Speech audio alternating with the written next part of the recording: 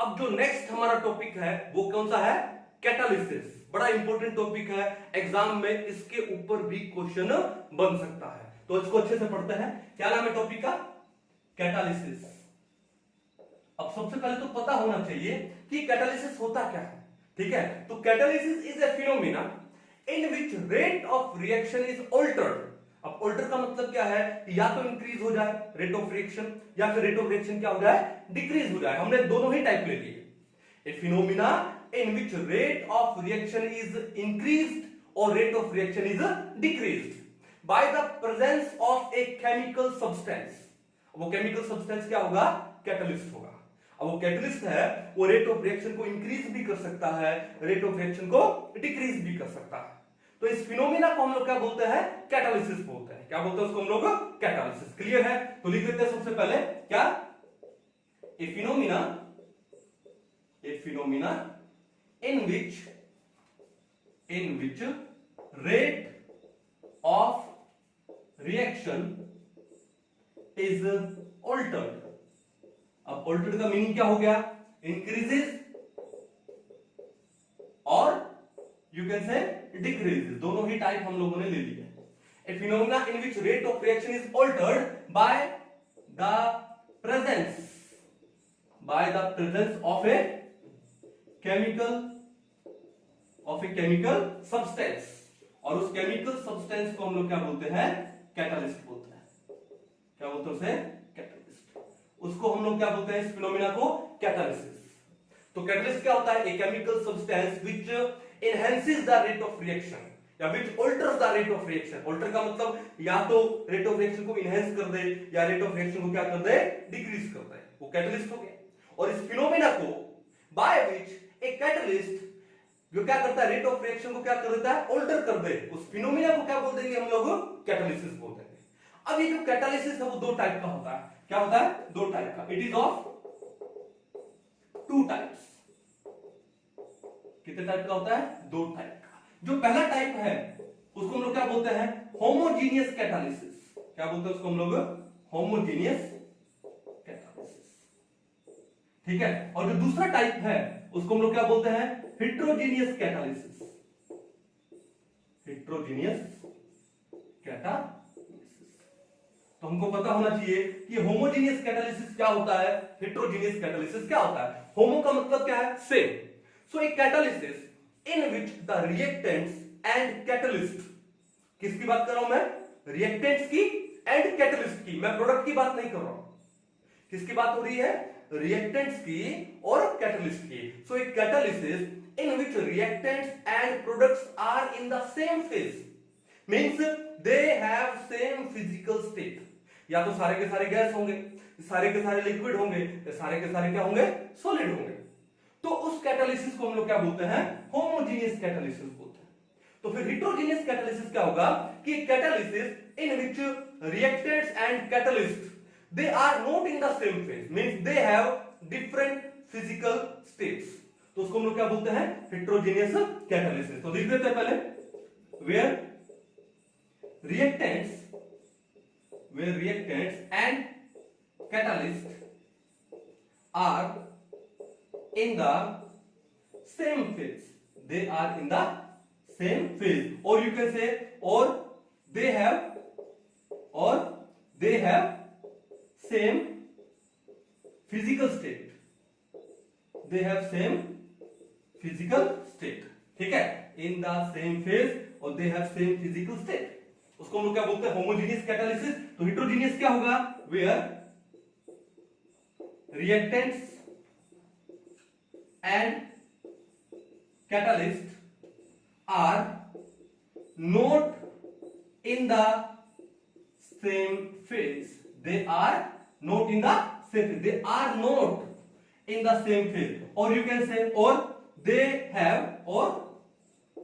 have different physical states। क्या हो रहा है? डिफरेंट फिजिकल स्टेट में हो तो उसको हम लोग क्या बोलते हैं? Heterogeneous catalysis. कौन? रिएक्टेंट्स एंड कैटालिस्ट, ठीक है? अब देखो एग्जाम में आपके डेफिनेशन तो आएगी नहीं, ठीक है, कंपटीशन में क्या पूछता है, एप्लीकेशन एग्जांपल पूछेगा, तो हमको इसके एग्जांपल पता होना चाहिए। बिल्कुल हम लोग इनके एग्जांपल पढ़ेंगे। तो सबसे पहले देखो नंबर 1 क्या एग्जांपल, तो होमोजेनियस कैटालिसिस का एग्जांपल क्या है। देखो सल्फ्यूरिक एसिड को बनाने का प्रोसेस पढ़ा होगा हम लोगों ने। ओके, कौन सा प्रोसेस है, एक तो है लेड चैम्बर प्रोसेस और एक कौन सा है कॉन्टैक्ट प्रोसेस। तो लेड चैम्बर प्रोसेस में क्या होता है, देखो लेड चैम्बर प्रोसेस में, लेड चैम्बर प्रोसेस क्या है, ये सल्फ्यूरिक एसिड के मैन्युफैक्चरिंग का प्रोसेस है। इसमें क्या होगा, देखो 2SO2 गैस प्लस में O2 गैस, ठीक है, क्या बनाएगा, ये बनाएगा क्या 2SO3 गैस बनाएगा, क्या बनाएगा SO3 गैस बनाएगा, किसकी प्रेजेंस में, NO, यहां पे कैटलिस्ट कौन है, नाइट्रिक ऑक्साइड, कौन कैटलिस्ट है, नाइट्रिक ऑक्साइड, तो वो नाइट्रिक ऑक्साइड क्या है, गैस है। तो आपने देखा कि आपके जो रिएक्टेंट्स हैं वो भी क्या है, गैस है, और आपका जो कैटलिस्ट है वो भी क्या है, गैस है। तो रिएक्टेंट और कैटलिस्ट की फिजिकल स्टेट क्या है, सेम है, तो ये कौन सा कैटालिसिस होगा, होमोजेनियस कैटालिसिस होगा। कौन सा कैटालिसिस होगा, होमोजेनियस कैटालिसिस। कहानी समझ आ गई। नंबर 2 देखो यहां पे, नंबर 2 क्या है, inversion of cane sugar, inversion of cane sugar, ठीक है। अब केन शुगर यानी सुक्रोज की बात हो रही है, और सुक्रोज यानी जो घर में हम शुगर यूज करते हैं C12H22O11, ठीक है। अब आपके माइंड में आ रहा होगा सर घर में जो हम लोग शुगर यूज करते हैं सर वो तो सॉलिड होती है, ठीक है। तो हमने क्या लिया कि उस शुगर का एक्वस सॉल्यूशन लिया, उसमें पानी मिला दिया, तो देखो क्या हो गया C12H22O11, ये क्या है सुक्रोज है, ये क्या है सुक्रोज, प्लस में क्या हो गया वाटर। तो हमने इस सुक्रोज का क्या ले लिया, एक्वस सॉल्यूशन ले लिया। तो इसका मतलब हमारा जो रिएक्टेंट है, हमारे जो रिएक्टेंट्स हैं, अब उनका फिजिकल स्टेट क्या हो गया, लिक्विड हो गया, क्या हो गया, लिक्विड हो गया। तो भैया बात ऐसा है, तो ये क्या बनाते हैं, ये बनाते हैं ग्लूकोज C6H12O6 प्लस में फ्रक्टोज C6H12O6, ये तो है ग्लूकोज और ये है क्या फ्रक्टोज। अब आप तो जानते ही हो कि जो ग्लूकोज एंड फ्रक्टोज है उनका जो केमिकल फॉर्मूला है वो सेम है, लेकिन उनकी जो स्ट्रक्चर है, उनकी जो फंक्शनल ग्रुप है वो डिफरेंट है। ग्लूकोज क्या होता है, एल्डोहेक्सोज होता है, एल्डेहाइड होता है, और फ्रक्टोज क्या होता है, ketohexose, it's a ketone, it's a ketone. आपने बायोमोलिक्यूल्स वाले चैप्टर में अच्छे से पढ़ा ही होगा, ठीक है ना। चलो अब बात यह है कि ये हमने जो इन्वर्शन किया केन शुगर का, तो अगर इसमें हम लोग फ्यू ड्रॉप्स ऑफ एसिड मिला दें, जैसे मान लो H2SO4 मिला दिया, अब वो H2SO4 है उसका फिजिकल स्टेट भी क्या है, लिक्विड है, ठीक है। तो यहां पर H2SO4 क्या देगा, H पॉजिटिव देगा, तो H पॉजिटिव क्या हो गया, ये भी लिक्विड हो गया, नहीं एक्वस में हो गया। तो आपने देखा कि यहां पर ये जो H2SO4 है, यहां पे जो एसिड है वो क्या काम करता है, कैटलिस्ट का काम करता है। इस इन्वर्शन को वो क्या कर देगा, फास्ट कर देगा, क्या कर देगा, फास्ट कर देगा। तो यहां पर हमारे जो रिएक्टेंट्स हैं उनका फिजिकल स्टेट क्या है, लिक्विड, और हमारा जो कैटलिस्ट है उसका फिजिकल स्टेट भी क्या है, लिक्विड है। Means where reactants and catalyst are in the same phase, means they have the same physical state, तो कौन सा हो गया, होमोजेनियस कैटालिसिस हो गया। क्लियर है, समझ आ गया, एग्जांपल कर लोगे। चलो अब देखो सल्फ्यूरिक एसिड को बनाने का कितने प्रोसेस, 2 प्रोसेस, एक तो है लेड चैम्बर प्रोसेस। तो लेड चैम्बर प्रोसेस की जो रिएक्शन होती है, ये जो रिएक्शन है, तो इस रिएक्शन किसका एग्जांपल है, होमोजेनियस कैटालिसिस का है। और वैसे ही सल्फ्यूरिक एसिड को बनाने का एक प्रोसेस और भी है, कौन सा, कॉन्टैक्ट प्रोसेस। आपने पी ब्लॉक वाले चैप्टर में अच्छे से पढ़ा होगा। अब कॉन्टैक्ट प्रोसेस के अंदर भी जो कैटालिटिक चैम्बर की जो रिएक्शन होती है, ठीक है, अब वो एग्जांपल किसका, हेटेरोजेनियस कैटालिसिस का है। एग्जांपल लेना, देखो यहां पर भी नंबर 1, ठीक है, किसमें ले रहा हूं, कॉन्टैक्ट प्रोसेस में, इन कॉन्टैक्ट प्रोसेस। और कॉन्टैक्ट प्रोसेस में क्या लिख रहा हूं, catalytic chamber reaction, catalytic chamber की रिएक्शन। अब कॉन्टैक्ट प्रोसेस में कैटालिटिक चैम्बर में रिएक्शन क्या होती है, वही सेम रिएक्शन है, क्या SO2 2SO2 प्लस में O2 in the presence of a catalyst, और वहां पे कैटलिस्ट है V2O5 वेनेडियम पेंटाऑक्साइड। क्या है, वेनेडियम पेंटाऑक्साइड, बनाता क्या है, SO3, क्या बनाता है, SO3। अब आपने देखा कि यहां जो हमारे रिएक्टेंट थे उनका फिजिकल स्टेट क्या है, गैस है, और जो हमारा कैटलिस्ट है उसका फिजिकल स्टेट क्या है, सॉलिड है। सो जहां पर कैटलिस्ट और रिएक्टेंट का फिजिकल स्टेट डिफरेंट हो, they are not in the same phase, they are in the different phase. तो कौन सा है? हेट्रोजीनियस कैटालिसिस का एग्जांपल है। तो कॉन्टैक्ट प्रोसेस में जो कैटालिटिक चैम्बर की जो रिएक्शन है that is an example of heterogeneous catalysis. किसका एग्जांपल है? हेट्रोजीनियस कैटालिसिस का। कर पाओगे? कोई इशू नहीं है। और रिएक्शन लिखते हैं नंबर 2। नंबर 2 क्या लिखे हैं? जो H2O2 है, हाइड्रोजन परऑक्साइड है, उस हाइड्रोजन परऑक्साइड का अगर हम लोग डिकम्पोजिशन कर दें, ठीक है, कैसे लिखूं मैं? H2O2 क्या है? H2O2 क्या है? ये लिक्विड, और हमने कर दिया इसका डिकम्पोजिशन, तो क्या बन जाएगा? 2H2O क्या बना? लिक्विड, प्लस में O2 क्या बना? गैस। ये तो रिएक्शन है, ठीक है। अब बात यह है कि इस डिकम्पोजिशन को फास्ट करना हो तो आप यहां पर क्या डाल दो? मैंने डाल दिया यहां पे प्लेटिनम, मेटल डाल दी, प्लेटिनम पाउडर फॉर्म में डाल दी, और ये क्या? सॉलिड। अब आपने देखा यहां पे कि हमारा जो रिएक्टेंट है वो तो लिक्विड है भाई, और हमारा जो कैटलिस्ट है वो कौन सा है? सॉलिड है। तो रिएक्टेंट और कैटलिस्ट दोनों की फिजिकल स्टेट क्या हो गई? डिफरेंट हो गई। तो किसका एग्जांपल हो गया? हेट्रोजीनियस कैटालिसिस का एग्जांपल हो गया। किसका एग्जांपल हो गया? हेट्रोजीनियस कैटालिसिस का एग्जांपल। तो कोई दिक्कत नहीं है। और एग्जांपल लेते हैं नंबर 3। देखो नंबर 3 ये है कि अगर हम लोग सिंथेसिस करते हैं मिथेनॉल का, किसका? मिथेनॉल, CH3OH, तो कैसे करें? देखो ध्यान से, CO प्लस में 2H2। अब CO कार्बन मोनोऑक्साइड ये भी गैस है, और H2 ये भी गैस है, तो हमारे जो रिएक्टेंट्स हैं वो गैसीय स्टेट में है, और सिंथेसिस करें in the presence of a catalyst, कौन सा? कॉपर। अब कॉपर तो सॉलिड है, और कॉपर के साथ में क्या क्या लगेंगे? ZNO प्लस में Cr2O3, वो भी सॉलिड है, ठीक है। तो क्या बनेगा? हमारे पास बनेगा CH3OH, मिथेनॉल बनेगा। कौन सी फॉर्म में? लिक्विड फॉर्म में। तो हमको प्रोडक्ट की फिजिकल स्टेट नहीं देखनी है, हमको किसका फिजिकल स्टेट देखना है? रिएक्टेंट्स का। अब रिएक्टेंट क्या है? रिएक्टेंट्स आर इन द गैसीय स्टेट, और जो हमारा कैटलिस्ट है वो किसमें है? सॉलिड स्टेट में है। तो दोनों की फिजिकल जो कंडीशन है, जो फिजिकल स्टेट है, जो उनका फेज है, वो क्या हो गया? डिफरेंट हो गया। किसका? रिएक्टेंट का और कैटलिस्ट का। तो किसका एग्जांपल हो गया? ये भी हेट्रोजीनियस कैटालिसिस का एग्जांपल हो गया। क्लियर है? तो देखो एग्जाम में क्या आएगा? एग्जाम में एग्जांपल्स आएंगे, ठीक है, एप्लीकेशन आएंगे। तो आपको ये एग्जांपल होमोजेनियस कैटालिसिस के, हेट्रोजीनियस कैटालिसिस के अच्छे से आने चाहिए, ठीक है ना। एक बार इसको उतार लो, उसके बाद हम इसको आगे और अच्छे से इलैबोरेट करते हैं। बढ़े आगे? तो आई थिंक आपको homogeneous catalysis and heterogeneous catalysis बड़े अच्छे से समझ आया होगा, और इनके एग्जांपल भी समझ आए होंगे। हेट्रोजीनियस कैटालिसिस में एक एग्जांपल और भी ले सकते हैं। देखो बड़ा इंपॉर्टेंट एग्जांपल है, वो भी कौन सा? Haber process. Haber process. अब हैबर प्रोसेस क्या है?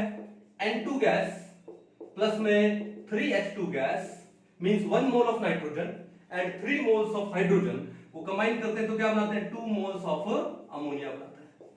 क्या बनाते हैं? 2 moles of ammonia. It's a type of reversible reaction, ठीक है। चलो अब देखो यहां पर कि जो रिएक्टेंट्स है हमारे नाइट्रोजन एंड हाइड्रोजन, इनका फिजिकल स्टेट क्या है? Gas.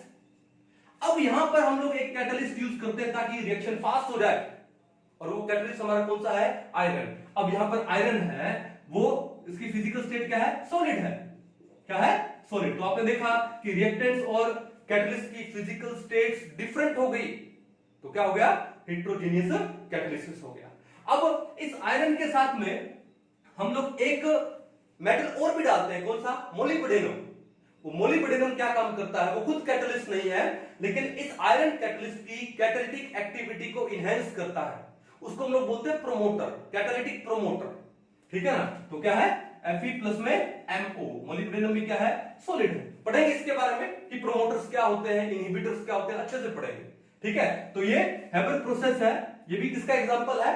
It's a type of heterogeneous catalysis. Clear है? चलो आई थिंक सबने अच्छे से उतार लिया होगा, समझ आ गया होगा। हम लोग अब आगे बढ़ते हैं, ठीक है। चलो तो कैटालिसिस की बात हो गई, अब किसकी बात की जाए? अब बात की जाए किसकी? कैटलिस्ट की बात की जाए, ठीक है। तो कैटलिस्ट कितने टाइप के होते हैं, कौन कौन सी रिएक्शन है उनकी, क्योंकि एग्जाम में रिएक्शन पूछेगा भाई। चलो तो हम लोग कैटलिस्ट को अच्छे से पढ़ते हैं थोड़ा सा, क्या है कैसे, ठीक है। चलिए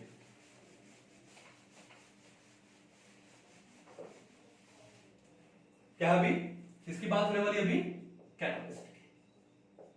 कैटलिस्ट आपको बता चुका हूं क्या होता है, a chemical substance which alters the rate of reaction. Alter का मतलब या तो रेट ऑफ रिएक्शन को क्या करेगा, इनहेंस करेगा, या फिर क्या करेगा, डिक्रीज करेगा। उसको हम लोग क्या बोलते हैं, कैटलिस्ट बोलते हैं। क्या बोलते हैं, कैटलिस्ट। तो डेफिनेशन लिखने की जरूरत है नहीं, शायद सब लोग जानते हो आप लोग, है ना। तो कितने टाइप का होता है, 4 टाइप का होता है। It is of 4 types. जो पहला टाइप है डायरेक्ट लिख देते हैं, ठीक है। जो पहला टाइप उसको हम लोग क्या बोलते हैं, पॉजिटिव कैटलिस्ट। क्या बोलते हैं, पॉजिटिव कैटलिस्ट। अब पॉजिटिव का मतलब समझ गए होंगे कि catalyst which increases the rate of reaction. A catalyst which enhances the या फिर which increases the rate of reaction। अब ये रेट ऑफ रिएक्शन को इंक्रीज कैसे करेगा, by decreasing the activation energy. मान लो एक रिएक्शन हो रही है, ठीक है। अब इस साइड में हम लोग क्या लिखते हैं, रिएक्शन कोऑर्डिनेट्स ले लिया एक्स एक्सिस पे, और वाई एक्सिस पे हमने क्या ले लिया, रेट ले लिया। रेट नहीं, एनर्जी ले ली हम लोगों ने। क्या ले लिया, एनर्जी, ठीक है। तो मान लो हमारे पास कोई रिएक्टेंट है ए, उस रिएक्टेंट को प्रोडक्ट बनना है मान लो बी। अभी मैं यहां पर क्या एक्सोथर्मिक एंडोथर्मिक रिएक्शन की बात नहीं कर रहा हूं। एक रिएक्टेंट ए है, उसको प्रोडक्ट बनना है बी। तो रिएक्टेंट ए को प्रोडक्ट बी में कन्वर्ट होने के लिए एक एनर्जी बैरियर को क्रॉस करना पड़ता है, ये सब जानते हैं हम लोग, ठीक है। तो बात ये है कि ये जो एनर्जी थी कितनी, ये 0 से लेके ये जो इतनी एनर्जी थी, that is the internal energy of the reactant. That is the internal energy of the reactant. चलो मैं इसको रिलेट कर लेता हूं, आपको अच्छे से समझ आएगा। कि जैसे मान लो कि आप कहीं भी कोचिंग ले रहे होंगे, ट्यूशंस ले रहे होंगे, ठीक है ना। तो बात ये है कि सपोज करो अभी आप नीट का एग्जाम देने वाले हो या जेईई मेंस का एग्जाम देने वाले हो, ठीक है।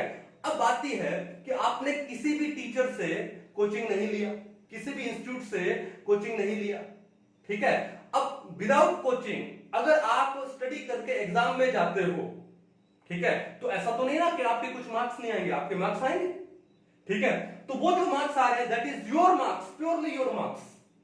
तो वो क्या हो गया, इंटरनल एनर्जी हो गया। क्या हो गया, इंटरनल एनर्जी। तो ये जो इतना एनर्जी है that is what the internal energy of reactants. अब बात ये है कि इतने मार्क्स कोई जरूरी नहीं है कि इतने मार्क्स से ही आपका सिलेक्शन हो। आपको सिलेक्शन के लिए कितने मार्क्स चाहिए, इतने मार्क्स चाहिए। देखो ये इतनी एनर्जी चाहिए, यानी इतने एक्स्ट्रा मार्क्स और चाहिए आपको।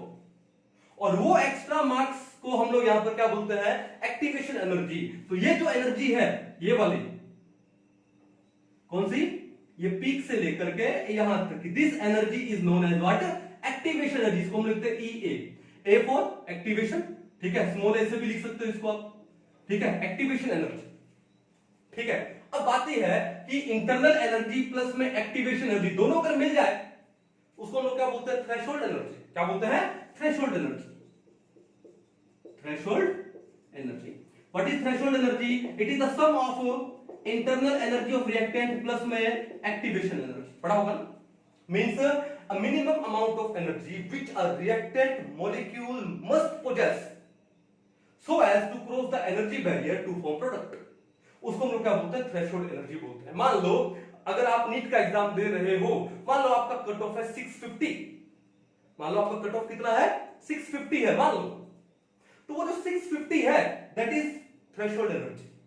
कितने मार्क्स तो आपको चाहिए ही चाहिए ताकि आप ये एनर्जी बैरियर क्रॉस करके कहां चले जाओ, मेडिकल कॉलेज में चले जाओ, ठीक है। अब बात यह है कि 650 में से you yourself is able to get 250 marks.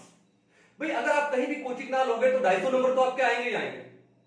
तो एक्स्ट्रा कितने मार्क्स रह गए, 400।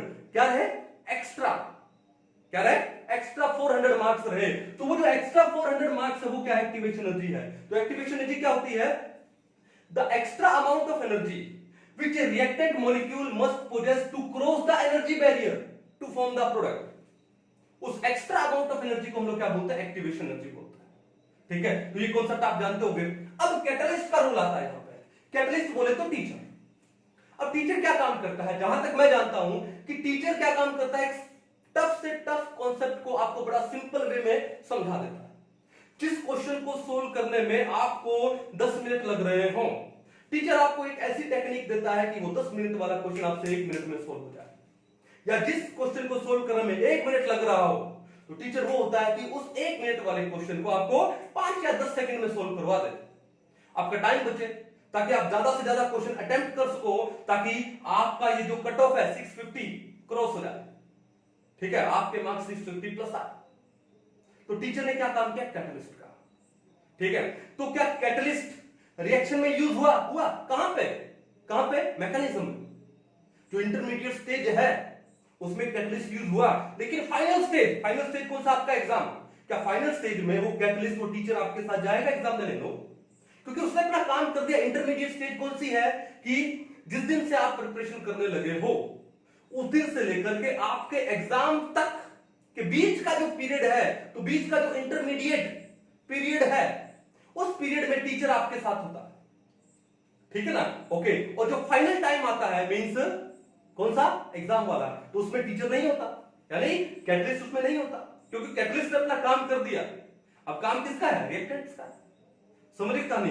तो होता क्या है कि एक catalyst which increases the rate of reaction को फास्ट कर देगा, the rate of attempting a particular question को फास्ट कर देगा। ठीक है, कैसे? By decreasing the activation energy को डिक्रीज कर दिया भैया। ठीक है, तो जिस क्वेश्चन को सोल्व करने में इतना एनर्जी आपका वेस्ट हो रहा था, अब सिर्फ इतना ही एनर्जी लगाना पड़ेगा। क्यों? आईक्यू फास्ट कर दिया टीचर ने। कहानी समझ आ गई? तो क्या होगा? A catalyst which increases the rate of reaction is known as positive catalyst. ठीक है, क्या लिख दें? By decreasing activation energy, by decreasing activation energy को डिक्रीज करके उसे हम लोग क्या बोलते हैं? पॉजिटिव कैटलिस्ट बोलते हैं। चलो एग्जांपल पढ़ते हैं, क्योंकि एग्जाम में तो क्या आने वाला है? एग्जांपल आने वाला है। नंबर 1, आपने पढ़ा होगा कि जो KClO3 है, पोटेशियम क्लोरेट है, अगर हम इसका डीकंपोजिशन करें, पोटेशियम क्लोरेट फिजिकल स्टेट क्या है? सॉलिड। क्या नाम है इसका? Potassium chlorate. अगर हम इसका डीकंपोजिशन करें, हीट करें, तो क्या बनेगा? हमको मिलेगा KCl सॉलिड प्लस में O2 गैस। चलो प्रोडक्ट की तो हम लोग बात ही नहीं करते हैं, तो रिएक्शन को बैलेंस कर लेते हैं। कैसे? 2KClO3 क्या देगा? 2KCl प्लस में 3O2। अब बात यह है कि KClO3 के डीकंपोजिशन से हमको KCl प्लस में ऑक्सीजन मिलने वाला है। पहली बार आर्टिफिशियल वे में, लैब में ऑक्सीजन प्रिपेयर किया गया किस रिएक्शन से? इस रिएक्शन से, by decomposition of potassium chlorate. अब इस रिएक्शन में अगर हम लोग डाल दें क्या? MnO2। क्या डालते हैं हम इसके अंदर? MnO2। क्या डालते हैं? MnO2 पाइरोनोसाइट। ठीक है, तो भैया ये रिएक्शन क्या हो जाती है? फास्ट हो जाती है। क्या हो जाती है? रिएक्शन फास्ट, यानी इस पोटेशियम क्लोरेट का जो डीकंपोजिशन है वो क्या हो जाता है? फास्ट हो जाता है। जो टाइम पहले 10 घंटे लगने वाला था, अभी वो आधा घंटा में काम हो जाएगा। तो ये जो MnO2 है, ये यहां पर क्या है? कैटलिस्ट है। कौन सा? पॉजिटिव कैटलिस्ट है। तो रेट ऑफ रिएक्शन को, rate of decomposition of KClO3 को इंक्रीज कर देगा by decreasing the activation energy. समझ आओगे? कोई इशू नहीं है, सिंपल सा था। दूसरा रिएक्शन ले लो, अभी पढ़ा था क्या? हैबर प्रोसेस में, इन हैबर प्रोसेस में क्या है? N2 गैस प्लस में 3H2 गैस। भाई रिवर्सिबल रिएक्शन है, लेकिन मैं एक बार रिवर्सिबल ही दिखा रहा हूं। क्या देगा? 2NH3 गैस, कि भाई 1 mole of nitrogen 3 mole of hydrogen के साथ कंबाइन होकर के 2 मोल ऑफ अमोनिया दे रहा था। लेकिन अगर ये रिएक्शन को हम लोग ऐसे ही करें तो भैया रिएक्शन में कई दिन लग जाएंगे। ये प्रोडक्ट धीरे धीरे स्लो फॉर्म होगा। अगर ये स्लो फॉर्म हो गया तो भैया हमारा नुकसान हो जाएगा। इंडस्ट्रियल पर्पज से देखो, इंडस्ट्रियल पर्पज में अगर प्रोडक्ट जितना फास्ट बनता है उतना ही जल्दी मार्केट में जाएगा, उतना ही जल्दी इकोनॉमी ग्रो करेगी ना फास्ट। लेकिन अगर ये रिएक्शन स्लो हुआ तो मार्केट में इसकी डिमांड बढ़ जाएगी, क्योंकि सप्लाई कम है, क्योंकि प्रोडक्ट बहुत धीरे बन रहा है, तो इकोनॉमिकल क्या हो जाएगा? लॉस हो जाएगा। तो इस रिएक्शन को फास्ट करने के लिए इसमें क्या डालते हैं? आयरन डालते हैं। क्या डालते हैं? आयरन। अब ये जो आयरन है, जो काम मान लो पहले 24 घंटे में होने वाला था, वो काम लगभग अभी कितने 20 मिनट में हो जाएगा। कितनी देर में हो जाएगा? 20 मिनट्स में हो जाएगा। देखो फास्ट हो गया ना काम। तो यहां पर ये जो आयरन है उसने क्या काम किया? पॉजिटिव कैटलिस्ट का काम किया। क्या काम किया उसने? पॉजिटिव कैटलिस्ट का। कहानी समझ गए? सिमिलरली कि वो जो हम लोग रिएक्शन पढ़ रहे हैं, देखो नंबर 3, कॉन्टैक्ट प्रोसेस में 2SO2 प्लस में O2 in the presence of V2O5 क्या देगा? 2SO3 देगा। सल्फ्यूरिक एसिड के मैन्युफैक्चरिंग का जो कॉन्टैक्ट प्रोसेस है उसमें जो कैटालिटिक चेंबर में रिएक्शन होती है, इस रिएक्शन में ये जो V2O5 वेनेडियम पेंटॉक्साइड है ये क्या प्रोवाइड करता है? सरफेस प्रोवाइड करता है। इस रिएक्शन को क्या कर देगा? फास्ट कर देगा। क्या कर देगा? इस रिएक्शन को फास्ट कर देगा। ठीक है ना? तो ये भी क्या हुआ यहाँ पे? V2O5 यहाँ पे क्या हुआ? पॉजिटिव कैटलिस्ट हुआ। क्या हुआ? Positive catalyst. कहानी समझ गए? तो ये है पॉजिटिव कैटलिस्ट। तो पॉजिटिव कैटलिस्ट क्या होते हैं? एक कैटलिस्ट which increases the या which enhances the rate of reaction by decreasing activation energy। activation energy को डिक्रीज कर देता है। तो मैं बोल दूं कि in your life your teacher चाहे कोई भी हो, that is the positive catalyst। ठीक है ना? तो आपकी जो रेट ऑफ रिएक्शन है, रेट ऑफ अटेम्प्टिंग क्वेश्चन है, उसको उन्होंने क्या कर दिया? फास्ट कर दिया। समझ आ गई कहानी? चलो अच्छे से इसको उतार लो एक बार पॉज करके, फिर हम लोग आगे बढ़ते हैं। समझ? कोई इशू नहीं है। क्या था ये? Positive catalyst. ठीक है, मिटा दो इसको। चलिए अब इसके बाद हम लोग पढ़ेंगे नंबर 2, कौन सा? Negative catalyst. कौन सा होता है? Negative catalyst. चलिए मिटा देता हूं एक बार इसको। ओके, इसकी जरूरत पड़ेगी। चलो दोबारा से डायग्राम उतार लेंगे।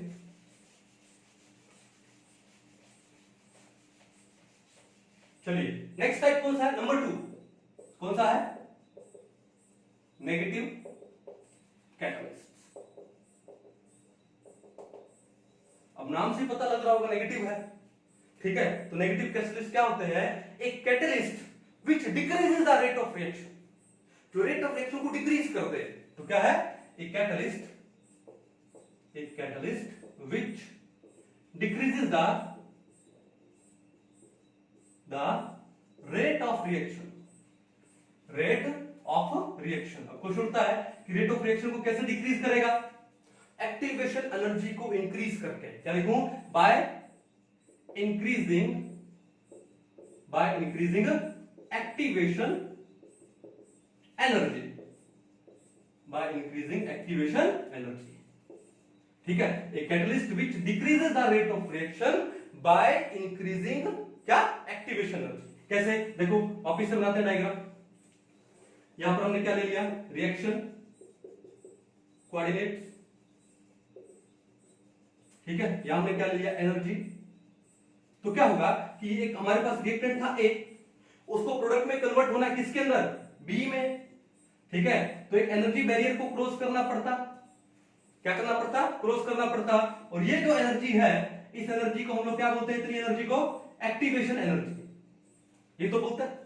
अब अगर हमने रिएक्शन में डाला नेगेटिव कैटलिस्ट, तो वो क्या काम करेगा? इस एक्टिवेशन एनर्जी को इंक्रीज कर देगा। ये लो, जो काम पहले इतनी सी एनर्जी में हो जाता, अब वो काम के लिए हमको एनर्जी क्या लगानी पड़ेगी? ज्यादा लगानी पड़ेगी, इतनी लगानी पड़ेगी। इसका मतलब बहुत कम रिएक्टेंट मॉलिक्यूल इस नई एक्टिवेशन एनर्जी को ले पाएंगे और इस एनर्जी बैरियर को क्रॉस कर पाएंगे। ठीक है, इसका मतलब बहुत कम रिएक्टेंट्स प्रोडक्ट में कन्वर्ट हो पाएंगे, तो रिएक्शन का जो रेट है वो स्लो हो जाएगा। रेट क्या हो जाएगा? स्लो। तो उसको हम लोग क्या बोलते हैं? नेगेटिव कैटलिस्ट बोलते हैं। ठीक है, चलो एग्जांपल लेते हैं। फॉर एग्जांपल नंबर 1, Na2SO3 नाम क्या है? Sodium sulphide. क्या नाम है? Sodium sulphide. लिख देते हैं कि सोडियम सल्फाइड है, अगर आप उसको एयर में खुला छोड़ दो तो उसका एरियल ऑक्सीडेशन हो जाता और बड़ा अच्छा होता है उसका एरियल ऑक्सीडेशन। तो प्लस में क्या लिख दूं? हाफ O2 क्या बन जाएगा? Na2SO4। क्या नाम है इसका? Sodium sulphate. क्या नाम इसका? Sodium sulphate. तो सोडियम सल्फाइड का अगर हम लोग एरियल ऑक्सीडेशन करें तो सोडियम सल्फेट बन जाता है। कोई कैटलिस्ट की आपको जरूरत नहीं है। लेकिन बात यह है कि अगर हम इसमें क्या डाल दें? अल्कोहल डाल दें। जैसे हमने क्या डाल दिया इसमें? इथेनॉल डाल दिया। तो अब इसका जो ऑक्सीडेशन है, अब इसका जो एरियल ऑक्सीडेशन है बहुत ही स्लो हो जाएगा। बहुत ही क्या हो जाएगा? स्लो हो जाएगा। और ये जो सोडियम सल्फेट हमको जो प्रोडक्ट मिला है बहुत ही कम मिलेगा। तो यहां पर ये क्या काम कर रहा है? ये नेगेटिव कैटलिस्ट का काम कर रहा है। कौन? अल्कोहल का। कौन? अल्कोहल। ठीक है, दूसरा रिएक्शन लेते हैं। दूसरा टाइप देखो कि बेंजल्डिहाइड हमारे पास क्या है? बेंजल्डिहाइड है C डबल बॉन्ड OH। क्या नाम इसका? बेंजल्डिहाइड। अब बेंजल्डिहाइड का अगर हम लोग एरियल ऑक्सीडेशन कर दे तो क्या बन जाता है हमारे पास? बेंजोइक एसिड बन जाता है। क्या बन जाता है? Benzoic acid. बेंजल्डिहाइड का एरियल ऑक्सीडेशन से क्या मिलेगा? बेंजोइक एसिड मिलेगा। क्लियर है? लेकिन अगर हम लोग यहां पर क्या डाल दें? डाइफिनाइल अमीन। डाइफिनाइल अमीन लिख देता हूं मैं, डाइफिनाइल अमीन। कैसे लिखूं? NH, एक फिनाइल ग्रुप यहां लगा दो, एक फिनाइल ग्रुप यहां लगा दो। ये जो डाइफिनाइल अगर हमने इसमें डाल दिया तो इस बेंजल्डिहाइड का जो एरियल ऑक्सीडेशन है वो क्या हो जाएगा? रुक जाएगा, स्लो हो जाएगा बहुत ही। और बेंजोइक एसिड बनने की जो क्या बोलते हैं, जो रेट है वो क्या हो जाएगा? स्लो हो जाएगा। तो यहां पर ये जो डाइफिनाइल अमीन है क्या काम कर रहा है? ये भी काम कर रहा है किसका? नेगेटिव कैटलिस्ट का। क्लियर है? तो फिर एक माइंड में क्वेश्चन आता है, तो ये तो थ्योरेटिकल था। माइंड में क्वेश्चन आता है कि सर जब ये इथेनॉल है या फिर यहां इस रिएक्शन में डाइफिनाइल अमीन है, इस रिएक्शन को स्लो कर देते हैं by increases the activation energy, तो फिर ये डाले क्यों? बात तो ये भी सही। तो फिर ये डाले क्यों? भैया इनको डालना पड़ता है। कैसे?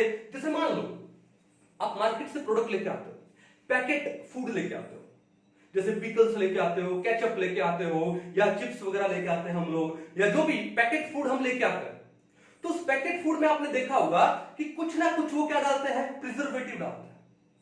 क्या डालते हैं? प्रिजर्वेटिव। अब वहां पे वो प्रिजर्वेटिव क्या काम करते हैं कि उस फूड का ऑक्सीडेशन होने से बचाते हैं। एक नॉर्मल मान लो आपने घर में कोई सब्जी बनाया, मान लो आपने आलू गोभी का सब्जी बनाया मान लो, ठीक है, ओके, वो सब्जी बना दिया, गर्मी का टाइम है और उसको रख दिया, तो क्या होगा?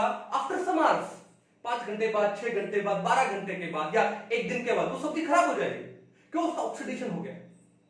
ठीक है। लेकिन जब आप मार्केट से फूड लेके आते हो, ठीक है, जैसे मान लो मैं चिप्स खा रहा हूं, लेस खा रहा हूं, ठीक है, अब वो लेस जब फैक्ट्री में जब उसकी पैकेजिंग हुई, मान लो उसके बाद जो वो मार्केट में आई और उसके बाद किसी ने उसको परचेज किया, उस पैकेजिंग में और परचेजिंग में मान लो 2 महीने का डिफरेंस है, लेकिन 2 महीने के बाद भी जब उस पैकेट को खोल के कोई खाएगा उस चिप्स को, तो टेस्ट में डिफरेंस नहीं आएगा, वो चीज खराब नहीं हुई। क्यों? क्योंकि उसके अंदर क्या डाला गया है?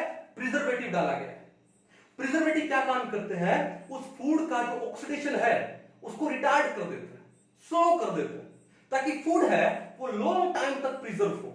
अब यहीं पर ये काम हमको करना है कि जो सोडियम सल्फाइड है हमको इसका ऑक्सीडेशन होने से बचाना है, हमको इसका ऑक्सीडेशन होने से बचाना है, तो हमने क्या काम कर दिया? उसमें नेगेटिव कैटलिस्ट डाल दिया, कुछ इथेनॉल डाल दिया। बेंजल्डिहाइड है, इसका ऑक्सीडेशन होने से बचाना है ताकि वो बेंजोइक एसिड ना बन जाए, तो हमने क्या डाल दिया? डाइफिनाइल डाल दिया थोड़ा सा। ठीक है, तो यहां पर ये जो इथेनॉल हुआ, ये डाइफिनाइल हुआ, ये क्या है? नेगेटिव कैटलिस्ट है। ये इन रिएक्टेंट्स का यहां पर ऑक्सीडेशन होने से क्या है? बचा रहे हैं। तो ऐसा नहीं है कि जो नेगेटिव कैटलिस्ट होता है वो खराब होते हैं, नो, उनको भी डाला गया है तो किसी मकसद के लिए डाला गया। हमारे भाई ह्यूमन बीइंग कोई काम करेगा वो अपने बेनिफिट के लिए काम करेगा भैया, ये फैक्ट है, अपने लॉस के लिए कोई काम नहीं करेगा। तो अगर ये भी डाला गया है ना नेगेटिव कैटलिस्ट, वो इसलिए डाले गए हैं ताकि जो हमारे रिएक्टेंट्स है वो प्रिजर्व रह जाए, ताकि उनका एरियल ऑक्सीडेशन ना हो या वो अनवांटेड प्रोडक्ट में कन्वर्ट ना हो। कहानी समझ आ गई? कोई इशू नहीं है, कर पाओगे? चलो, तो ये था कौन सा आपका? Negative catalyst. इसको एक बार अच्छे से उतार लो। चलिए पोज करके उतार लीजिए। अब हम लोग आगे बढ़ते हैं, नंबर 3 पढ़ते हैं। क्या नंबर 3 आता है यहां पर? कौन सा? Auto catalyst. क्या है? Auto catalyst. ठीक है, पढ़ेंगे इसके भी एग्जांपल क्या है, कैसे। चलिए, नंबर 3 क्या है? Auto catalyst. अब देखो नेम से क्या पता लग रहा है कि ऑटो यानी सेल्फ, इसको हम लोग क्या बोलते हैं? सेल्फ कैटलिस्ट भी बोलते हैं। क्या बोलते हैं? Self catalyst. मतलब क्या होता है कि भैया अगर एक केमिकल रिएक्शन में अगर वन ऑफ द प्रोडक्ट्स है वही कैटलिस्ट का काम करते हैं, if one of the products formed in a chemical reaction act as a catalyst, तो उसको हम लोग क्या बोलते हैं? ऑटो कैटलिस्ट बोलते हैं या सेल्फ कैटलिस्ट बोलते हैं। ठीक है, तो क्या लिखे? Where one of the products formed act as called auto catalyst. Example लेते हैं। एग्जांपल क्या? नंबर 1 क्या एग्जांपल है? ठीक है, अब देखो ये जो हम लोग हाइड्रोलाइसिस करते हैं एस्टर का, ऑर्गेनिक में आपने ये एस्टर का जो हाइड्रोलाइसिस है अच्छे से पढ़ा होगा, बड़ी इंपॉर्टेंट रिएक्शन क्वेश्चन आता है। तो एस्टर का एक एस्टर ले लेते हैं, जैसे मान लो CH3COO C2H5, हमने क्या ले लिया? Ethyl acetate. आईयूपीएसी नेम क्या हो जाएगा? इथाइल इथेनोएट, और कॉमन नेम क्या है? Ethyl acetate. ये हमने ले लिया और हम इसका क्या कर रहे हैं? हाइड्रोलाइसिस कर रहे हैं, H2। क्या करें इसका हम लोग? हाइड्रोलाइसिस। अब इसके हाइड्रोलाइसिस में हमको क्या लगेगा? कुछ ड्रॉप्स लगेंगे किसकी? एसिड की। क्या लगेगी? फ्यू ड्रॉप्स ऑफ एसिड की। और अगर आप फ्यू ड्रॉप्स ऑफ एसिड नहीं लेते हो तो ये प्रोसेस बड़ा स्लो हो जाएगा। ठीक है, तो क्या बनेगा हमारे पास? CH3COOH। क्या नाम इसका? Acetic acid. ध्यान रखना कि भैया यहां पर क्या है? क्या बनेगा? Acetic acid. कौन सा बॉन्ड ब्रेक होने वाला है? ये बॉन्ड ब्रेक होने वाला है, ध्यान रखना। तो क्या बना? Acetic acid. प्लस में क्या बना? C2H5OH, इथेनॉल बना। क्या बना? इथेनॉल। तो आपके एग्जाम में क्वेश्चन आता है ऑर्गेनिक में कि एस्टेरिफिकेशन, इसका जब रिवर्स प्रोसेस कर दोगे तो वो क्या हो गया? एस्टेरिफिकेशन हो गया। तो एस्टेरिफिकेशन प्रोसेस में, ठीक है, तो जो H पॉजिटिव है वो कहां से, यानी कौन सा बॉन्ड टूटेगा? एसिटिक एसिड है, एसिड का जो क्या जाएगा? H पॉजिटिव जाएगा, और अल्कोहल का क्या जाता है? OH जाता है। ये जाता है? नो। एस्टेरिफिकेशन में दिख ये रहा है हमको कि जो एसिड है वो H पॉजिटिव देता है भाई। अब एसिटिक एसिड है, it is stronger acid than alcohol, ये तो दिख रहा है। तो acetic acid is a stronger acid than alcohol, then it should give H positive, whereas alcohol being weaker acid should give OH negative। ऐसा लगता है ना? बस यहीं पे क्वेश्चन आता है। यहां पर क्या होता है कि यहां पर ये जो एसिटिक एसिड है उसका तो जाएगा OH, और अल्कोहल का क्या जाएगा? H जाएगा भाई। अल्कोहल का क्या जाएगा? H positive. मैकेनिज्म आपने पढ़ा होगा, ठीक है, हम करेंगे एक दिन इसका मैकेनिज्म करेंगे, अच्छे से बताऊंगा मैं। तो भैया इसका मतलब, अब इसमें एग्जाम में क्वेश्चन कैसे आता है? एग्जाम में क्वेश्चन ये आता है कि मान लो ये ऑर्गेनिक की बात कर रहा हूं कि ये ऑक्सीजन इन्होंने दे दिया 18, ये वाला, और फिर आपको इन्होंने दे दिया प्रोडक्ट। फिर पूछेगा कि बताओ प्रोडक्ट क्या है, और प्रोडक्ट में भी ऑप्शन दे देगा। नंबर 1, जैसे मान लो ए ऑप्शन दे दिया क्या? CH3COOH, O को दे दिया 18, प्लस में C2H5OH, इस O को भी दे दिया 18। ओके, दूसरा इन्होंने क्या दे दिया? जैसे CH3COOH, ठीक है, इस O को दे दिया 18, प्लस में C2H5OH, दूसरा इन्होंने ये दे दिया। थर्ड इन्होंने दे दिया, जैसे मान लो CH3COOH, ठीक है, अब इस O को 18 दे दिया, प्लस में C2H5OH। ओके, एंड लास्ट आपको इन्होंने दे दिया CH3COOH, प्लस में C2H5OH, इस O को दे दिया 18। अब ये ऑर्गेनिक में आपके पास क्वेश्चन आ गया कि बताओ कि ये एस्टर का जब आप हाइड्रोलाइसिस कर रहे हो तो प्रोडक्ट बनेगा ये, और यहां पर ये जो एस्टर में ये जो ऑक्सीजन है वो कौन सा है? आइसोटोपिक ऑक्सीजन है, कौन सा? 18 वाला। नॉर्मली ऑक्सीजन का एटॉमिक मास कितना होता है? 16, ये 18 वाला है, आइसोटोप है। तो बताओ प्रोडक्ट क्या बनेगा? जो आइसोटोपिक ऑक्सीजन है वो कहां जाएगी भाई?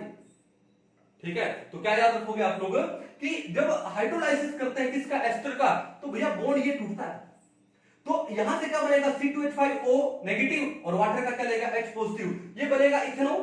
तो इथेनॉल में जो ऑक्सीजन आएगी वो कौन सी आएगी? 18 वाली आएगी, और ये क्या बनेगा? CH3CO और वाटर का OH, ठीक है, तो ये बनेगा। तो आंसर क्या होगा? Option number D is the correct one, ठीक है, option number D is the correct one. तो ऐसे क्वेश्चन एग्जाम में पूछे जाते हैं।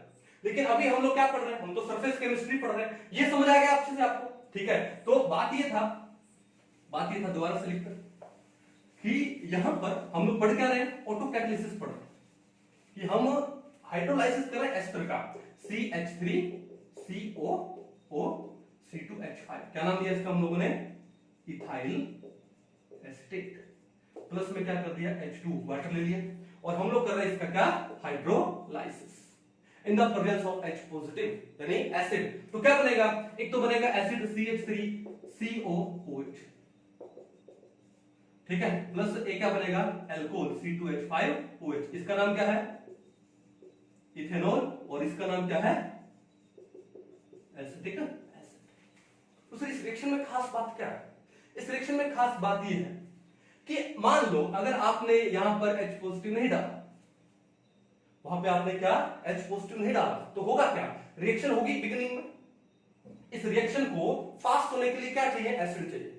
तो बिगिनिंग में अगर हमने एसिड नहीं लिया तो रिएक्शन होगी, लेकिन बड़ी स्लो होगी।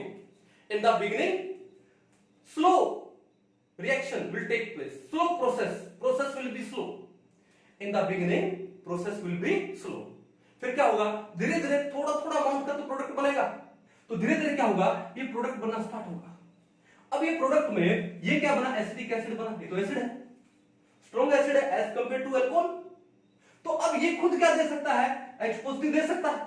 और इस रिएक्शन को फास्ट होने के लिए क्या चाहिए आपको? H पॉजिटिव चाहिए। कहां से आ गए? यहां से आ गए। इसका मतलब कि जैसे ही धीरे धीरे बिगिनिंग में प्रोसेस स्लो है, लेकिन धीरे धीरे जैसे ही प्रोडक्ट बनना स्टार्ट हो गए तो ये एसिटिक एसिड बना, वो खुद क्या देगा? H पॉजिटिव दे देगा। और खुद उसने जब H पॉजिटिव दे दिए तो रिएक्शन क्या हो गई? फास्ट हो गई। तो यहां पर ये जो एसिटिक एसिड है वो क्या काम करता है? ऑटो कैटलिस्ट का काम करता है। ठीक है, a reaction where one of the products formed, कौन सा यहां पर? Acetic acid act as a catalyst. क्या बोलते हैं उसको? ऑटो कैटलिस्ट बोलते हैं। क्या बोलते हैं उसको? Auto catalyst. कहानी समझ आ गई? और एग्जांपल लेते हैं, नंबर 2। ठीक है, आपके पास है मान लो KMnO4 और KMnO4 का एसिडिक मीडियम में ले लिया हम लोगों ने। KMnO4 को किस में ले लिया? एसिडिक मीडियम में ले लिया। अब रिएक्शन करवाते हैं इसकी किसके साथ में? ऑक्सैलिक एसिड के साथ में। किसके साथ में? Oxalic acid. ऑक्सैलिक एसिड क्या है? COOH COH H2C2O4 क्या है? Oxalic acid. जब हम लोग KMnO4 एसिडिक मीडियम में है और ऑक्सैलिक एसिड के साथ रिएक्शन करवाएंगे तो प्रोडक्ट क्या बनेगा? एक प्रोडक्ट बनेगा क्या? K2SO4। एक प्रोडक्ट बनेगा क्या? MnSO4 प्लस में क्या बनेगा? CO2 प्लस में क्या बनेगी? वाटर। कि जो ऑक्सैलिक एसिड है वो किस में कन्वर्ट हो जाएगा? CO2 में कन्वर्ट हो जाएगा। क्यों? क्योंकि भैया एसिडिक मीडियम में KMnO4 है, एक स्ट्रॉन्ग ऑक्सीडाइजिंग एजेंट है। वहां पे इस ऑक्सैलिक एसिड को ये क्या कर देगा? ऑक्सीडाइज कर देगा। इसका क्या कर दिया उसने? ऑक्सीडेशन कर दिया। ठीक है, अब ऑक्सीडेशन क्या होता है? Incriminating positive charge. तो बताओ CO2 में कार्बन का ऑक्सीडेशन स्टेट कितना है? +4, क्योंकि ऑक्सीजन का -2 है। तो 2 ऑक्सीजन का -4 हो गया तो कार्बन हो गया +4। अब COH में अब देखो दोनों सेम ग्रुप है, तो यहां पे हाइड्रोजन +1, 2 ऑक्सीजन है तो कितना हो गए? -4।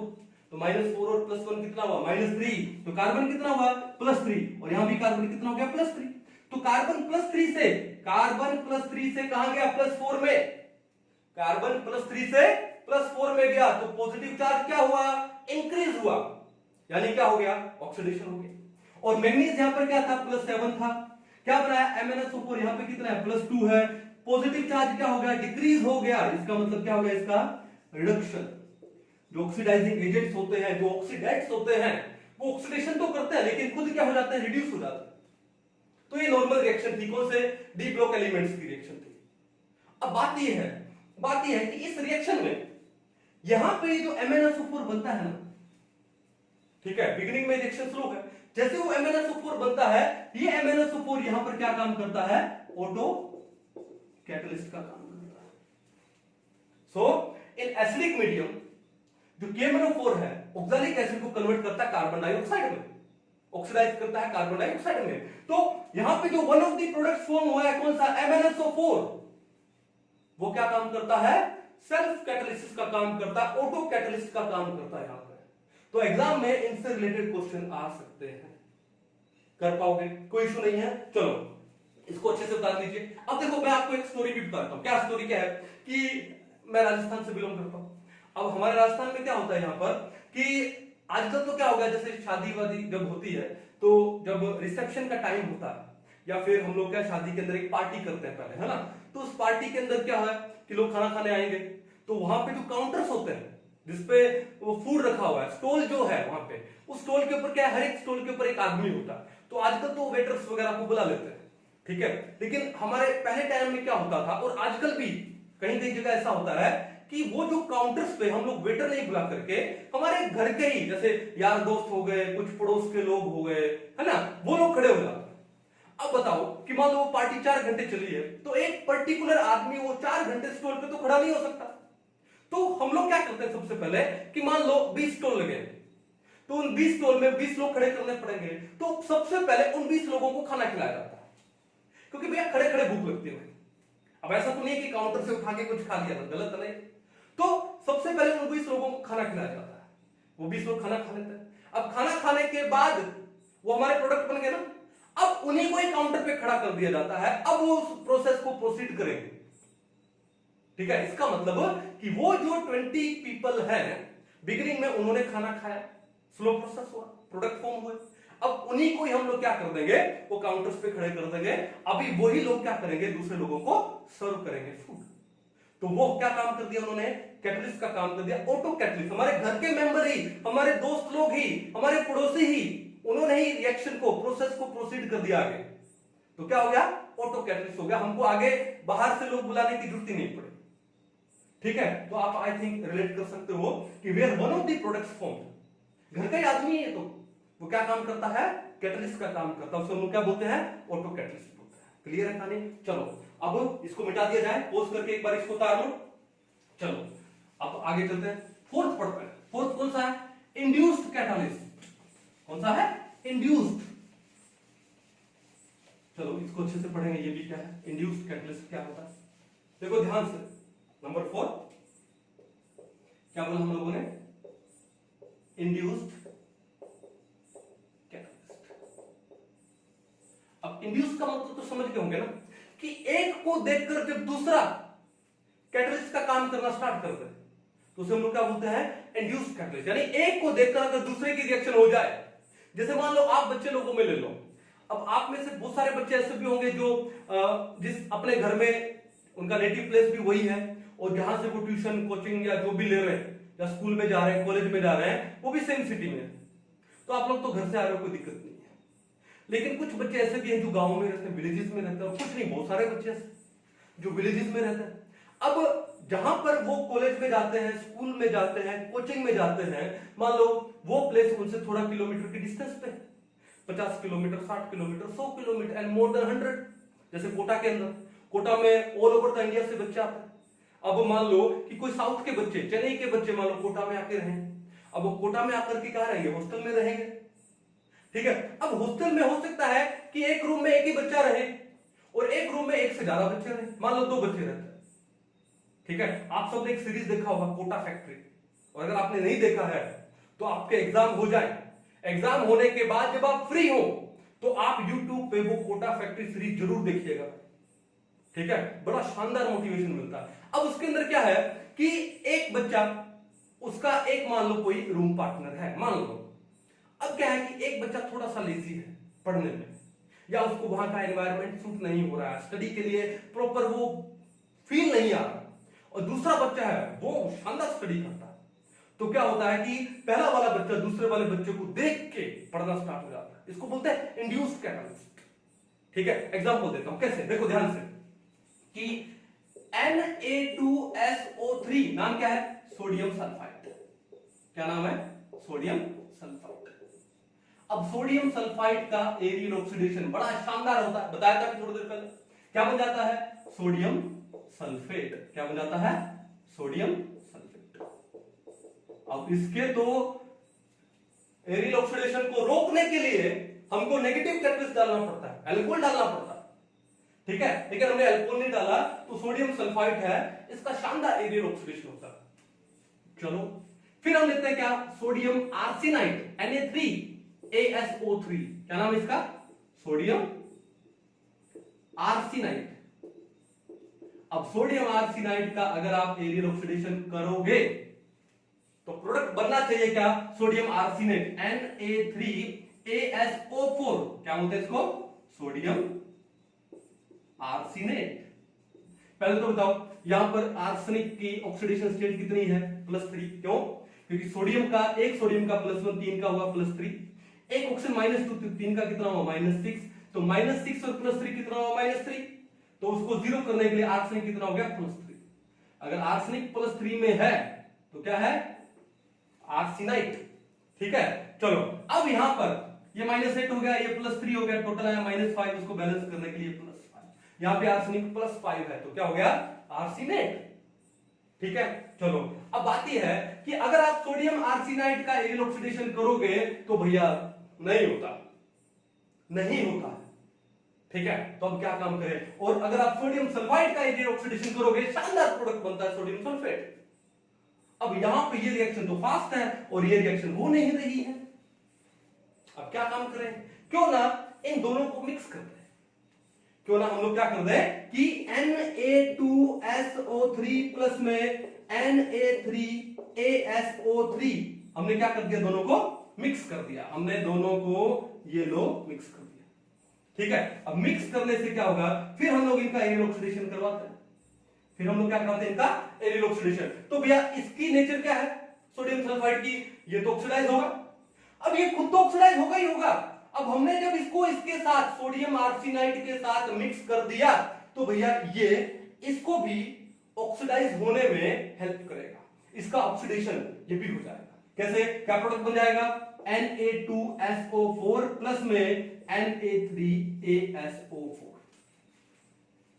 सही है, यानी एक का तो ऑक्सीडेशन होना ही था, अगर हमने मिक्स कर दिया किसी ऐसे को जिसका ऑक्सीडेशन नहीं हो पा रहा है तो क्या होगा कि ये पहले वाला दूसरे वाले को भी ऑक्सीडेशन में हेल्प कर देगा। ठीक है, यानी दूसरे वाले में भी क्या हो गया, इसको क्या बोलते हैं, इंड्यूस्ड कैटलिस्ट बोलते हैं, कि एक को देख करके दूसरे के अंदर भी क्या हो गया, रिएक्शन स्टार्ट हो गया। खरबूजे को देख के खरबूजा रंग पकड़ता है, आपने पढ़ा होगा ना। ठीक है, तो यहां पर अगर सोडियम सल्फाइड में सोडियम आर्सेनाइड मिक्स कर दें तो सोडियम सल्फाइड वो सोडियम सल्फेट में तो कन्वर्ट होना ही था, सोडियम आर्सेनाइड भी सोडियम आर्सेनेट में कन्वर्ट हो जाएगा। तो this type of catalysis is known as induced catalysis, और क्या बोलते हैं इसको हम लोग, इंड्यूस्ड कैटालिस्ट बोलते हैं। कहानी समझ आई, पक्का अच्छे से एक बार इसको उतार लो, फिर हम लोग नेक्स्ट टॉपिक पे चलते हैं। बढ़े आगे, अच्छे से समझ आया आपको। चलिए, तो ये थे हमारे पास चार टाइप के कैटलिस्ट, कौन कौन से, positive catalyst, negative catalyst, auto catalyst, and last में हमने क्या पढ़ा, इंड्यूस्ड कैटलिस्ट। ठीक है, चलो अब कुछ और पढ़ते हैं हम लोग, कुछ और टाइप पढ़ते हैं। ठीक है, तो सबसे पहले देखो, सबसे पहला टाइप क्या पढ़ते हैं, कैटालिटिक प्रोमोटर। कैटालिटिक प्रोमोटर, अब ये कैटालिटिक प्रोमोटर क्या है कि तेरा chemical substances which do not themselves act as a catalyst, जो खुद कैटलिस्ट का काम नहीं करता लेकिन कैटलिस्ट की कैटालिटिक एक्टिविटी को इंक्रीज करता है। ठीक है, तो उनको लोग क्या बोलते हैं, कैटालिटिक प्रोमोटर बोलते हैं, या फिर इनको एक नाम और भी देते हैं, क्या, कैटलिस्ट फॉर ए कैटालिस्ट, यानी एक कैटालिस्ट को कैटालिस्ट प्रोवाइड कर रहा है, एक कैटालिस्ट की कैटालिटिक एक्टिविटी को इंक्रीज कर रहे हैं, तो उसे हम लोग क्या बोलते हैं, कैटालिटिक प्रोमोटर या फिर कैटालिस्ट फॉर ए कैटालिस्ट। तो क्या लिख दें, पहले डेफिनेशन लिख देते हैं कि the chemical substances, the chemical substance which do not,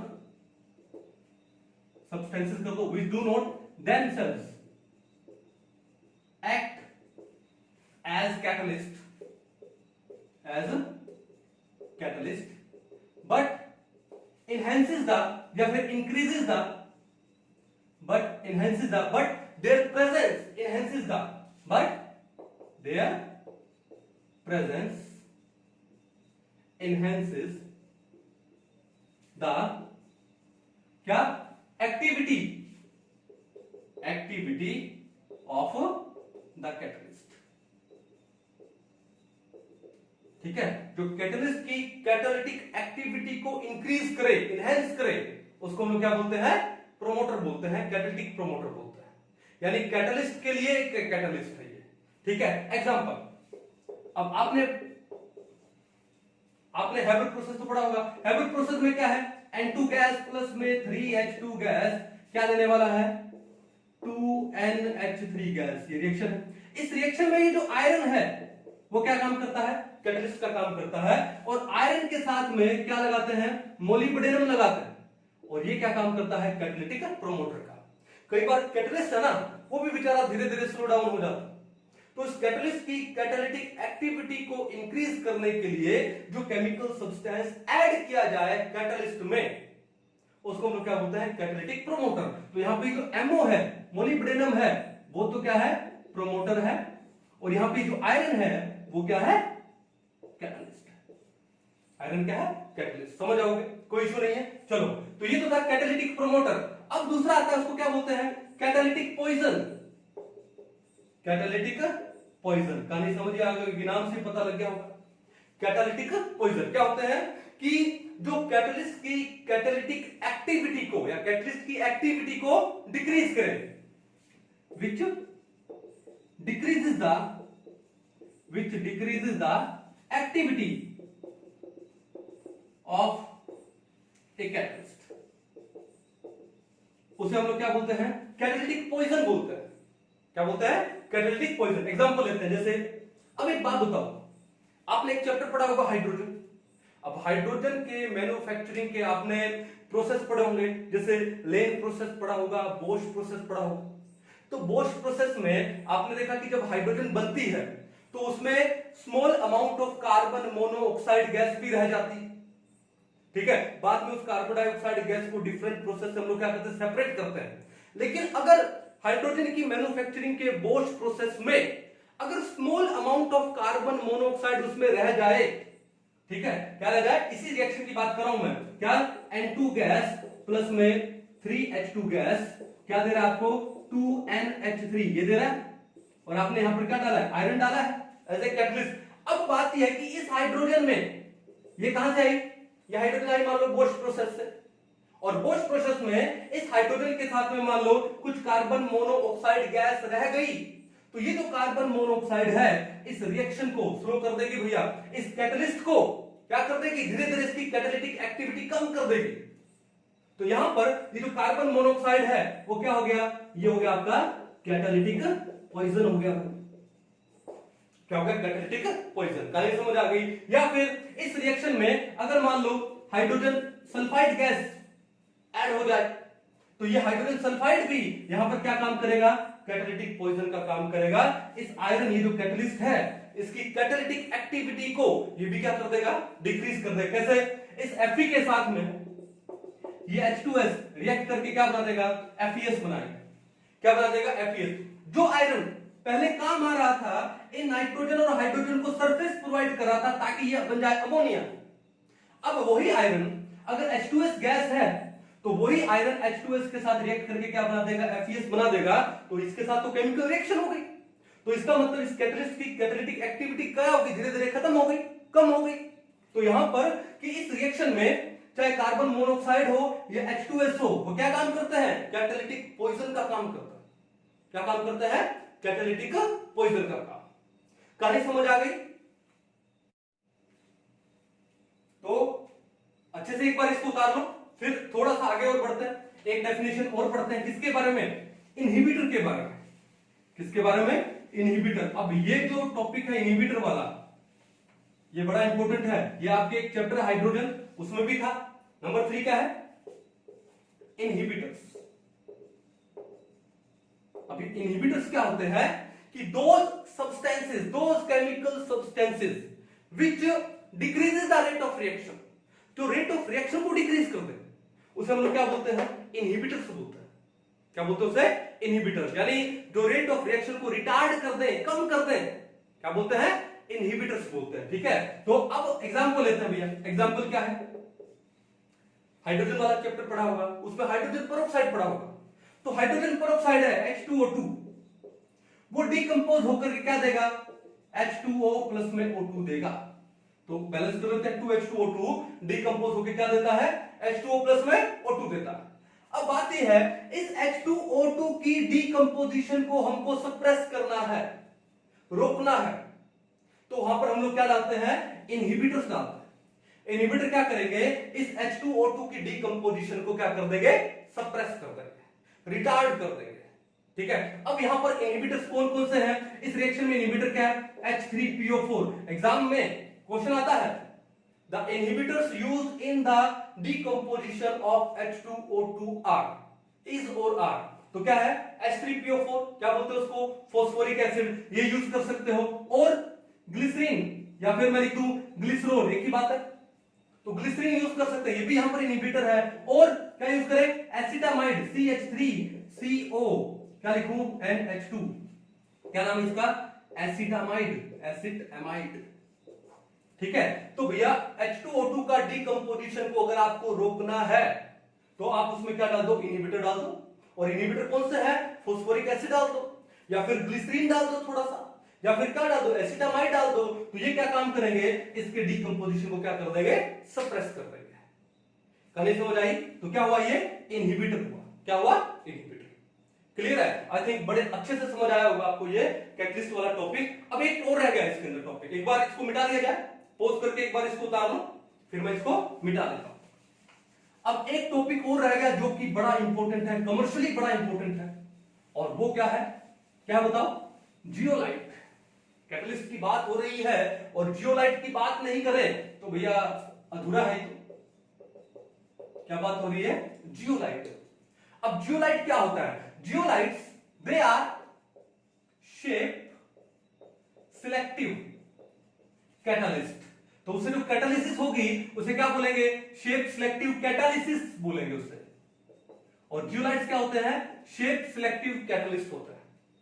ठीक है, कैसे कैटलिस्ट होते हैं, आपने पुराने टाइम में या अभी भी आजकल कई जगह पे यूज होता है, आपने देखा होगा कि वाटर को प्यूरिफाई करने के लिए एक स्टील का कंटेनर होगा कईयों के घर में, वो 5 लीटर्स का, 10 का, 20 लीटर्स का। अब उस स्टील कंटेनर में जब आप उसको ओपन करते हो तो आपने देखा होगा ना कि कुछ एक सिलेंड्रिकल रोड्स होंगी। वो जो सिलेंड्रिकल रोड्स हैं वो क्या है, वो जियोलाइट है। उनके अंदर क्या बारीक बारीक पोर्स होते हैं, क्या होता है, बारीक बारीक पोर्स होते हैं। और उन जो पोर्स का साइज है, साइज ऑफ पोर्स वो कितना होता है, कुछ 260 to 740 पिकोमीटर के बीच में होता है। अब वो अपने पोर्स में क्या करते हैं, इंप्योरिटी को ट्रैप कर लेते हैं। क्या कर लेते हैं, इंप्योरिटी को ट्रैप कर लेते हैं। तभी हम इसको क्या बोलते हैं, शेप सिलेक्टिव कैटलिस्ट। जैसे ही इंप्योरिटी की शेप हुई वैसे ही इनका पोर होता है। सही है ना, चलो अब स्ट्रक्चर कैसा होता है इसका, हनीकॉम्ब स्ट्रक्चर बोलते हैं इसको हम लोग, क्या, हनीकॉम्ब स्ट्रक्चर। ठीक है, हनीकॉम्ब स्ट्रक्चर, मधुमक्खी का छत्ता। जब मधुमक्खी के छत्ते में से मान लो मधुमक्खियां उड़ गई और उसका जो शहद है वो निकल गया, उसके बाद में आपने देखा ना, अब वहां तो देखो साइज बहुत बड़ा है पोर्स का, उतना नहीं, टाइप बता रहे हैं, इसको रिलेट कर रहे हैं उससे। तो हनीकॉम्ब जो स्ट्रक्चर होता है वैसा ही स्ट्रक्चर होता है किसका, जियोलाइट का। और पोर का साइज कितना होता है, 260 to 740 पिकोमीटर के बीच में होता है। ठीक है, ओके। अब प्रॉपर्टीज क्या है जियोलाइट की, तो जियोलाइट क्या होते हैं, these are सोडियम और potassium alumino silicates. these are sodium और पोटेशियम एल्यूमिनो सिलिकेट्स। क्या फॉर्मूला क्या लिखे, Na2Al2Si2O8 या K2Al2Si2O8। ठीक है, these are sodium alumino silicate या फिर पोटेशियम एल्यूमिनो सिलिकेट। ठीक है, अब ये करते क्या है, ये हार्ड वाटर को सॉफ्ट करते हैं। ठीक है, अब हम इसको बोल सकते हैं क्या, इसको मैं बोल सकता हूं क्या, हार्ड वाटर सॉफ्टनर, डायरेक्ट बोल सकता हूं वाटर सॉफ्टनर। या फिर और क्या बोल सकते हैं इसको हम लोग, वाटर सॉफ्टनिंग तो क्या इसको बोलते हैं, क्या, कैटायनिक एक्सचेंजर। क्या बोलेंगे इसे, कैटायनिक एक्सचेंजर। क्यों, ये हार्ड वाटर से सिर्फ कैटायंस को एक्सचेंज करता है। कैसे एक्सचेंज करता है मैं आपको बता दूं कि फॉर एग्जांपल अब हार्ड वाटर में हार्डनेस किसकी वजह से, सोडियम, मैग्नीशियम और कैल्शियम आयन की वजह से। कैटायन ले रहा हूं तरफ में, मान लो कि कैल्शियम आयन से Ca+2 या Mg+2 आयन से, इनकी प्रेजेंस वाटर को क्या बना देती है, हार्ड बना देती है। अब अगर वाटर में ये आयंस प्रेजेंट है, वो हार्ड है, तो उसमें आप क्या डाल दो, जियोलाइट डाल दो। ठीक है, अब जियोलाइट क्या है, Na2Al2Si2O8। एक काम करो, ये एल्यूमिनो सिलिकेट तो होता ही है, ये है एल्यूमिनो सिलिकेट का फॉर्मूला। तो इस एल्यूमिनो सिलिकेट की जगह एक बार मैं लिख दूं Z is the initial of zeolite. तो फॉर्मूला क्या बन गया, Na2Z। क्लियर है, तो देखो Na2Z, ये जो कैल्शियम आयंस हैं जो वाटर को हार्ड कर रहे हैं, किसमें डाला, जियोलाइट में डाला तो क्या होगा कि ये जियोलाइट है, ये अपने सोडियम आयन को इन कैल्शियम आयंस के साथ में क्या कर लेगा, एक्सचेंज कर लेगा। क्या बनेगा, ये रिलीज कर देगा क्या, Na पॉजिटिव को रिलीज कर दिया वाटर में, फिर यहां का Ca+2 है और ये Z क्या है, Z है -2, तो क्या बन जाएगा CaZ। तो इसने जियोलाइट ने वाटर से कैल्शियम आयन को यानी कैटायंस को एक्सचेंज कर लिया और वाटर में क्या छोड़ दिया, Na पॉजिटिव। वाटर क्या हो गया, सॉफ्ट हो गया, अब आप उसको पी सकते हो, ड्रिंकिंग या ड्रिंकेबल हो गया वाटर। वैसे ही मैग्नीशियम आयन के साथ में ये लो Na2Z क्या बना देगा, ये 2Na पॉजिटिव प्लस में MgZ। तो ये क्या होते हैं, कैटायन एक्सचेंजर होते हैं, they only exchange cations from hard water. कौन से, कैल्शियम हुए, मैग्नीशियम हुए, इन कैटायंस को हार्ड वाटर से एक्सचेंज कर देते हैं। कहानी समझ आ गई, कोई दिक्कत नहीं है। अब देखो ये क्या है, these are 3D silicates, 3 dimensional silicates होते हैं, बिल्कुल क्या है, ये सिलिकेट्स हैं। कौन से, 3 डायमेंशनल सिलिकेट है, ठीक है। अब इनमें क्या होते हैं, बारीक बारीक पोर्स होते हैं और उन पोर्स में ये इंप्योरिटी को क्या कर लेते हैं, ट्रैप कर लेते हैं, ठीक है। तो इसका मतलब है कि जो जियोलाइट की एक्टिविटी डिपेंड करती है किसके ऊपर, पोर्स के ऊपर। अब इसका एक शानदार एग्जांपल आपको देता हूं मैं, ठीक है, जो कि पेट्रोकेमिकल इंडस्ट्री में यूज होता है, क्या, ZSM5। बड़ा इंपॉर्टेंट एग्जांपल है, क्या, ZSM5। अब ZSM का मतलब क्या हुआ, जियोलाइट, 4 S का मतलब सीव, M का मतलब molecular porosity, sieve molecular porosity 5। ZSM की फुल फॉर्म क्या है, जियोलाइट 4 सीव मॉलिक्यूलर पोरोसिटी 5। अब ये ZSM5 करता क्या है, ये क्या क्रैकिंग में काम आता है, हाइड्रोकार्बन की क्रैकिंग में। इट इज यूज्ड क्या इसके, इन क्रैकिंग ऑफ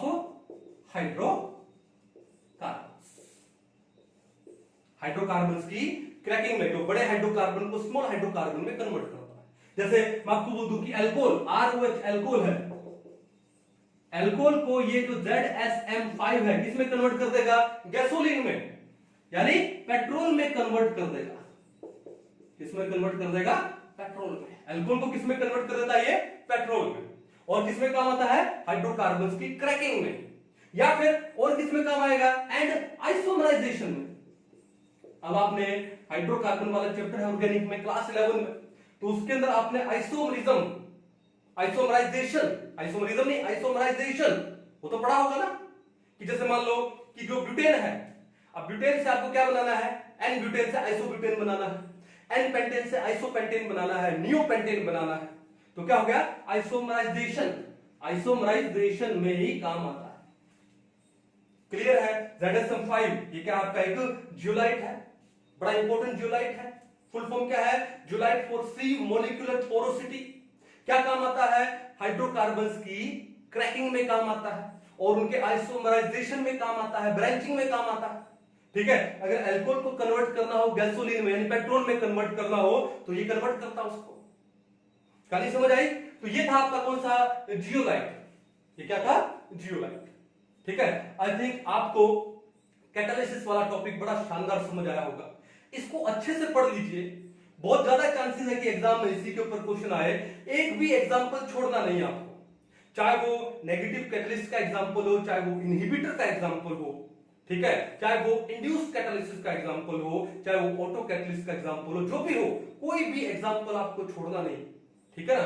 तो मिलते हैं नेक्स्ट लेक्चर में, तब तक के लिए थैंक यू।